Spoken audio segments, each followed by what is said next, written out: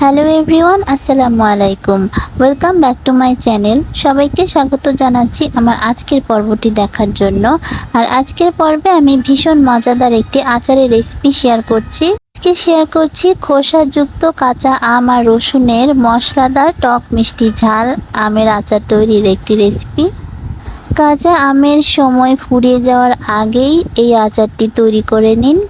এই আচারের স্বাদটা কিন্তু অসাধারণ হয়ে থাকে। তো চলুন দেরি না করে দেখে নেই কীভাবে তৈরি করতে হয়। আপনারা যদি আমার চ্যানেলে নতুন হয়ে থাকেন তাহলে প্লিজ আমার চ্যানেলটি সাবস্ক্রাইব করে দিবেন। কাঁচা আমের এই আচারটি তৈরির জন্য এখানে আমি 1.5 কেজি পরিমাণ কাঁচা আম নিয়েছি। আমগুলো এভাবে আমি ডুমো ডুমো করে কেটে সুন্দরভাবে ধুয়ে পানি ঝরিয়ে নিয়েছি এবং ফ্যানের বাতাসে আমি 2 ঘন্টা রেখে দিয়েছিলাম। তো পানিটা পুরোপুরিভাবে শুকিয়ে গেছে। এখন এই আমের মধ্যে আমি দিয়ে দিচ্ছি এরকম চায়ের কাপের 2 কাপ পরিমাণ চিনি। এখানে প্রায় 250 গ্রামের মতন চিনি হবে। চিনিটা দিয়ে আমের সাথে ভালোভাবে মিশিয়ে নিয়ে রেখে দিতে হবে যতক্ষণ না পর্যন্ত চিনিটা পুরোপুরি গলে যায়।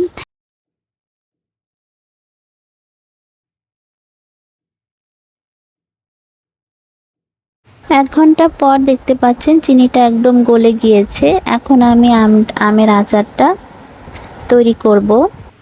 আর এখন একটি কড়াই আমি চুলায় বসিয়ে দিয়েছি। আর এর মধ্যে আমি দিয়ে দিচ্ছি হাফ কাপ পরিমাণ সরিষার তেল।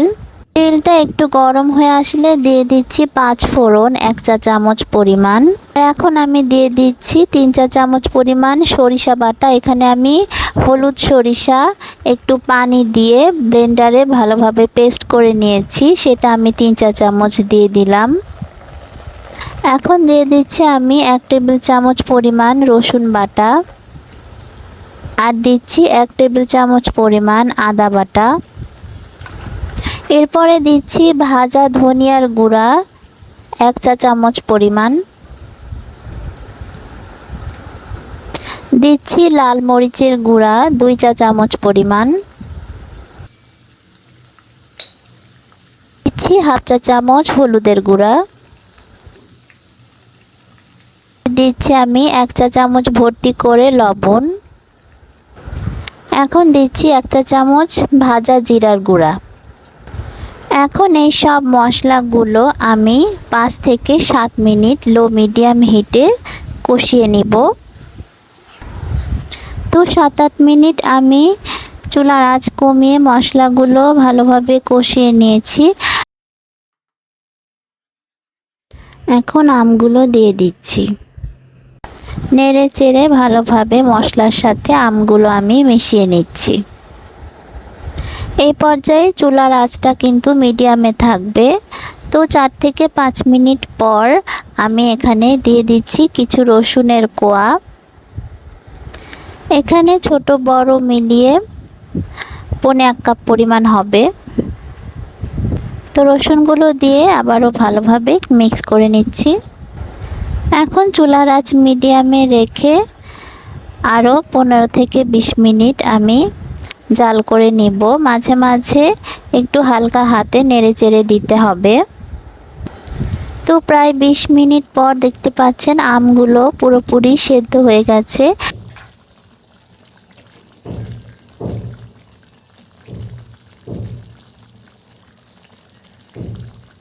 যখন পুরোপুরি সেদ্ধ হয়ে আসবে তখন আমি দিয়ে দিচ্ছি এখানে 1 চা চামচ পরিমাণ বিট লবণ।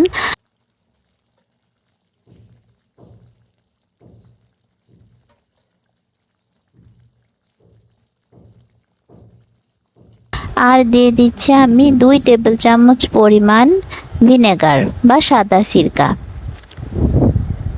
ভিনেগারটা দিতে পারলে ভালো হয়, তাহলে আমের আচারটা দীর্ঘদিন পর্যন্ত সংরক্ষণ করে খাওয়া যায়, নষ্ট হওয়ার ভয় থাকে না। এখন আবারও হালকা হাতে সব কিছু ভালোভাবে মিশিয়ে নিচ্ছি।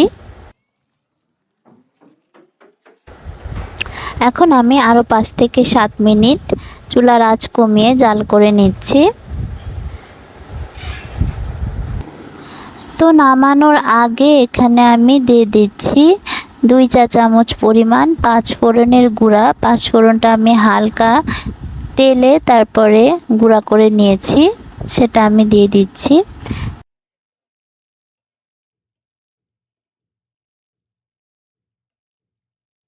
সবশেষে দিয়ে দিচ্ছি টালা শুকনা মরিচের গুঁড়া 1 চা চামচ পরিমাণ। ভালোভাবে মিক্স করে আমি চুলাটা বন্ধ করে দিচ্ছি। তৈরি হয়ে গেল আমার মশলাদার টক মিষ্টি ঝাল আমের আচার। এখন একটি প্লেটে আমি সার্ভ করে নিচ্ছি। এই আচারটা যেদিন তৈরি করবেন ভালোভাবে ঠান্ডা করে পরের দিন একটি শুকনো কাচের বয়মে ভরে ফ্রিজের বাইরেই সংরক্ষণ করতে পারবেন। মাঝে মাঝে একটু রোদে দিলেই হবে, আর ফ্রিজে রেখেও বছর জুড়ে সংরক্ষণ করে খেতে পারবেন। বাড়িতে একবার হলেও তৈরি করে খাওয়ার অনুরোধ রইল। আশা করছি ভালো লাগবে। আর ভিডিওটি ভালো লেগে থাকলে অবশ্যই একটি লাইক করে দিবেন এবং আমার চ্যানেলটি সাবস্ক্রাইব করে পাশে থাকা বেল আইকনটি প্রেস করে রাখবেন। আর নিত্য নতুন অনেক রেসিপি দেখার আমন্ত্রণ জানিয়ে আজকে এখানেই বিদায় নিচ্ছি। সবাই খুব বেশি ভালো থাকবেন। আল্লাহ হাফেজ।